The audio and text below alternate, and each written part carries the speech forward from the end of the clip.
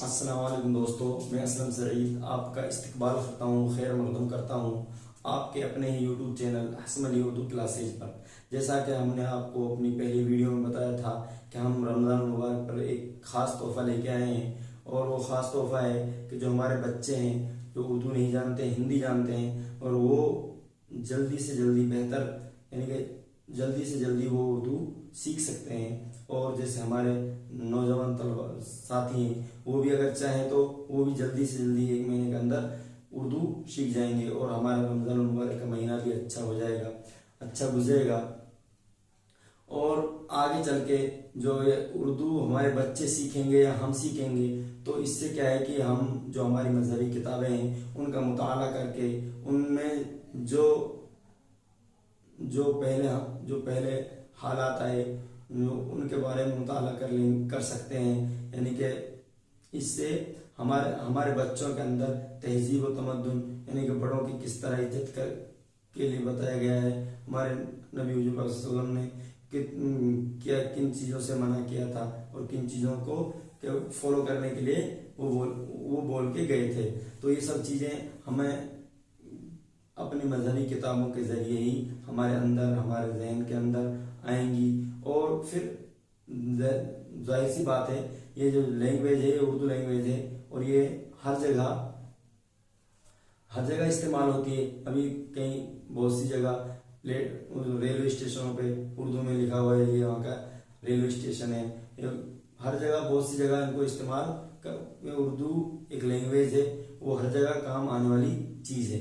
इसके लिए हम आज एक नया यानी कि उर्दू सीखने का, हिंदी से उर्दू किस तरह सीखी जाए। और अगर कोई बच्चा फोकस करके अगर ये सीखना चाहे तो इंशाल्लाह 10 दिन के अंदर सीख जाएगा। मगर हमारा रमज़ान मुबारक में एक क्लास देने का ये हमें हमारे अंदर एक जज्बा है कि हमारी कौम को किस तरह, हमारी कौम के जो बच्चे हैं वो किस तरह उर्दू सीख कर और अपनी मजहबी किताबों का मुताला करके ये जो दुनिया में जाहिलाना जिंदगी गुजार रहे हैं इससे किस तरह बचा जाए। तो अब आगे चलते हैं, हम हिंदी से उर्दू किस तरह सीखते हैं। उर्दू में हरूफ तहजीब या हर्फ कहते हैं, और हिंदी में इनको वर्ण कहते हैं। जैसे अलिफ से आ छोटा बन गया, अलिफ से छोटा आ बन गया। और अलिफ की और ये हमजा है, जो अगर कहीं पे हमजा लिखा आएगा तो वहां भी आई इस्तेमाल होगा, ये छोटा वाला। हिंदी में ये आ इस्तेमाल होता है।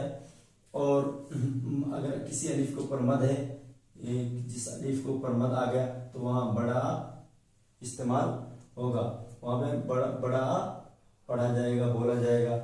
इसी तरह अलिफ के नीचे जेर आ गया तो छोटी ई पढ़ी जाएगी। अलिफ के नीचे जेर आ गया तो छोटी की आवाज निकलेगी।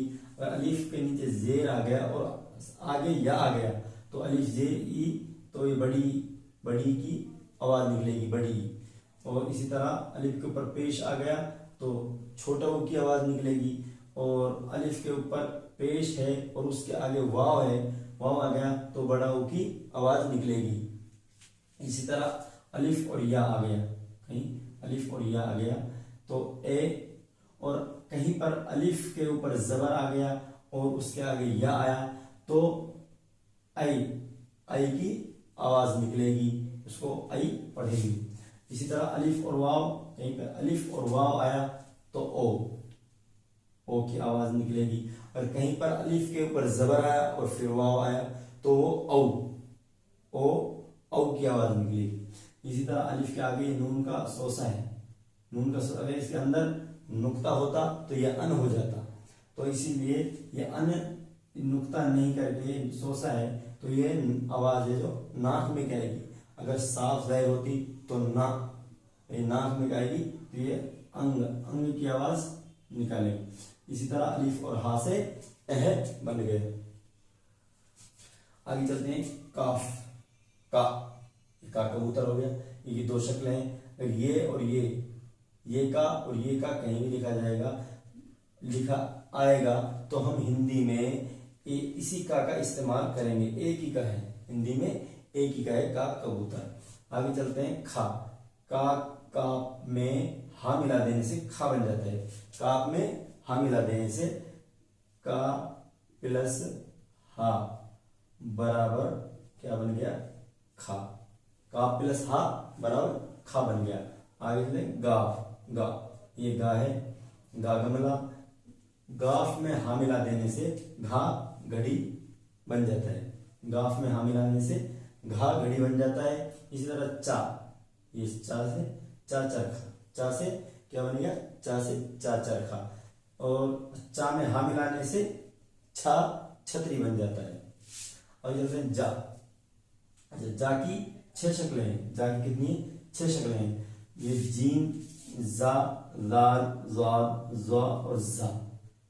ये कहीं 6 शक्लें कहीं भी लिखी पाएंगी, मगर हिंदी में ये जा जहाज, ये जा जहाज वाला जा ही इस्तेमाल होगा।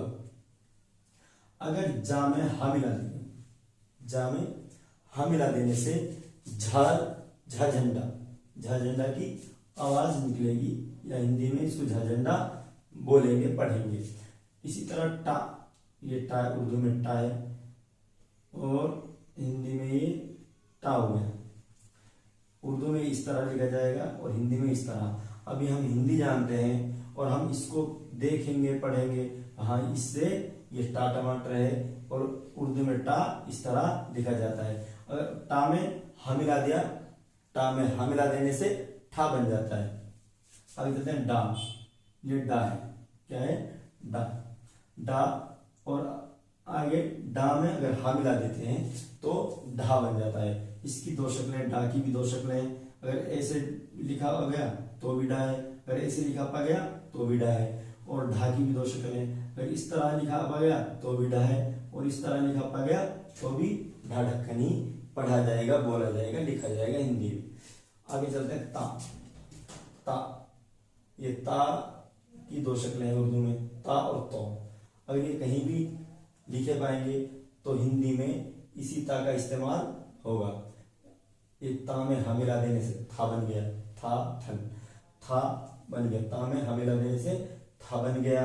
और इसी तरह दा, ये दा की शक्ल है, और ये दा में हा मिला देने से धा धनुष बन जाता है। आगे चलते हैं, और दा की 2 शक्लें हैं। अगर ये इस तरह मिल गया कहीं तो ये दा है, अगर ये इस तरह मिलता तो रा होता। और यहाँ पे ये मिला है इस तरह तो ये धा है। ये धा की शक्ल है, यानी कि ये धा की शक्ल है और दा में हा मिला देने से धा की शक्ल बन जाती है। अब ये धा की 2 शक्लें हैं। अगर इस तरह कहीं भी लिखा पा गया उर्दू में तो भी धा है, और इस तरह लिखा पा गया तो भी धा है। आगे चलते हैं ना। नून से ना बन गया, पा से पा बन गया, पा से पा बन गया। यानी कि पा के नीचे 3 नुक्ते हैं, तो अगर जिसके नीचे 3 नुक्ते हैं वो पा होता है। अगर इसके ऊपर 3 नुक्ते ऊपर होते तो ये सा हो जाता। अगर इसके ऊपर 2 नुक्ते होते तो ता हो जाता। अगर इसके नीचे 1 नुक्ता होता तो बा हो जाता। ये भी बहुत इंपॉर्टेंट है, समझने की बात है।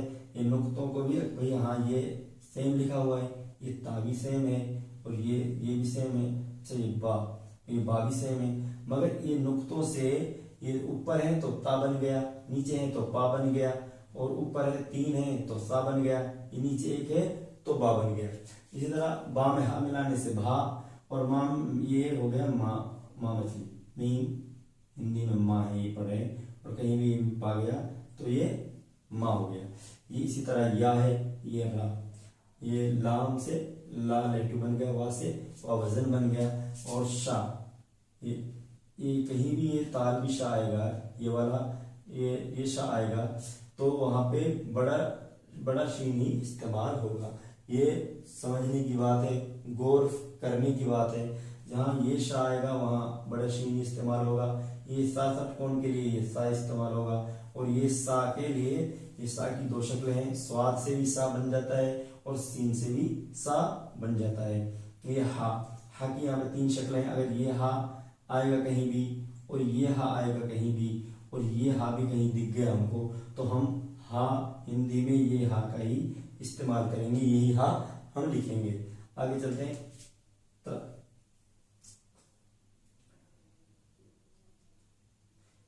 चित्रज्ञ, हिंदी में बोलते हैं तृज्ञ। कश, ये उर्दू में कश का और बड़ा शीन, तो हिंदी में ये बन गया। इसका कोई महत्व नहीं है, इसका कोई जरूरत नहीं है ज्यादा, मगर एक सहूलत के लिए हमने ये ता को रा में मिला के अलिफ लिया, त्रा बन गया, त्रा। और ये गा, ये ज्ञानी, ये ज्ञानी भी उर्दू में कमी इस्तेमाल होता है, मगर सहूलत के लिए बच्चे हैं वो अभी आप उनको वीडियो दिखाएंगे, वो समझाएंगे तो बोलेंगे इसमें ज्ञानी तो लिखा ही नहीं है, इसमें तरसूल तो लिखा ही नहीं है, ये चित्रज्ञ तो लिखा ही नहीं है, और इस सहूलत के लिए हमने इनको लिख दिया है। और एक बार हम इनको रिपीट कर लेते हैं। आ अलिफ से छोटा आ बन गया, अलिफ मद से बड़ा आ बन गया, अलिफ जेरी से छोटी ई बन गई, अलिफ या जेरी से बड़ी ई बन गई, अलिफ पेश उ से उ बन गया, अलिफ वाव पेश उ से बड़ा उ बन गया, अलिफ या से ए बन गई, अलिफ या के ऊपर जबर है और या है तो आई बन गई, अलिफ और वाव खाली है दोनों तो ओ बन गया, अलिफ के ऊपर जबर आ गया और आगे वाव आ गया तो औ बन गया, और अलिफ और उसके आगे नून वाला शोश आ गया तो अंग बन गया, अलिफ के आगे हा आने से है बन जाता है। का की दो शक्लें हैं, इन उर्दू में काफ और बड़ा, छोटा काफ और बड़ा काफ बोलते हैं। अगर कहीं भी वो दोनों का कहीं भी लिखे हुए मिलेंगे और हम पढ़ेंगे तो का कबूतर वाला हिंदी का एक ही का पढ़ा जाएगा। और इसी तरह खा हो गया, काफ है जो का को हा में मिलाने से खा बन गया, और गा को आगे गाफ है और गाफ के आगे घा, गा गमला घा घड़ी, गाफ में हा मिलाने से घा घड़ी बन गया, और आगे चा है, चा चरखा, ये चा चरखा है, आगे कहीं ये लिखा पाएगा तो हम चा पढ़ेंगे उसको। और ये यानी कि ये चा में हा मिलाने से छा बन गया, और ये जीम के नीचे एक नुक्ता है और चा के नीचे 3 नुक्ते हैं, ये नुक्तों पर भी गौर फिक्र करनी है हमको। आगे चलते हैं। जा, ये जा बन गया, जा में हा मिलाने से झा बन गया, ये आ गया टा, ये टा हो गया, टा में हा मिलाने से झा बन गया। ये डाल हो गया, डाल की 2 किस्में हैं, एक डाल और एक ये डाल, और ये डा में हा मिलाने से धा बन गया, और ये ता हो गया, ता में हा मिलाने से था बन गया, और दा, ये दा है, दा की 2 शक्लें हैं और ता की भी 2 शक्लें हैं, और धा की भी 2 शक्लें हैं। ये दा में हा मिलाने से धा हो गया, और ये ना नून है इसका ना हो गया, और ये पा है, पा में हा मिलाने से फा बन गया, और बा में हा मिलाने से भा भट्टी बन गया। और ये मीम है और ये या, ये मीम इस तरह उर्दू में लिखी जाएगी और हिंदी में ये मीम, ये माँ मछली है, और या, ये या है, और ये रा, इसी तरह ला, और ये वाह, ये बड़ा शीन है, ये ताल भी शाह आएगा तो बड़ा शीन का इस्तेमाल होगा। सा षटकोण वाला, ये सी का इस्तेमाल होगा, और सीन और स्वाद, ये 2 शक्लें हैं, सीन और स्वाद। अगर ये दोनों कहीं भी आएंगे तो हम ये सा का ही इस्तेमाल करेंगे। इस तरह हा की 3 शक्लें, ये हा और ये हा और ये 2 चश्मी हा कहीं भी लिखे मिलेंगे तो हम हा हिंदी में एक ही हा हलकारा लिखेंगे। ये चित्रज्ञ, ये का और शीन से चित्रज्ञ बन जाता है, और ये तारा और अलिफ में अलिफ लगाने से तरा बन गया, और ये गायन से ज्ञानी बन गया।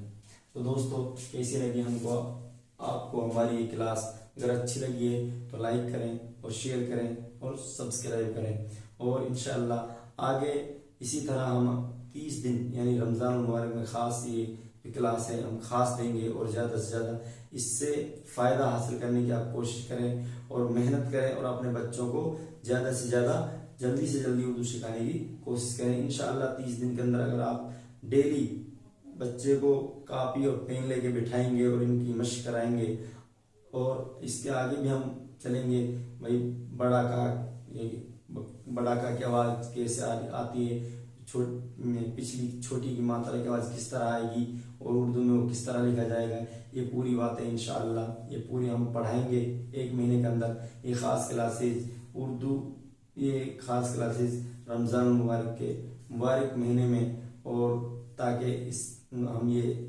आपके लिए लेके आए हैं, ताकि हम आपके बच्चों को भी इससे बहुत फ़ायदा हो और हमारे दिल को थोड़ा सुकून मिल जाए कि हमने भी कुछ अपनी कौम के लिए कुछ बेहतर करने की कोशिश की है। हम बस हमारा काम कोशिश करना है और आपकी समझ में बिठाना, हमारी समझ में बिठाना, ये अल्लाह का काम है। तो हम अगली क्लास में फिर मिलेंगे, तब तक के लिए असलम सईद को इजाज़त दीजिए। अल्लाह हाफिज़।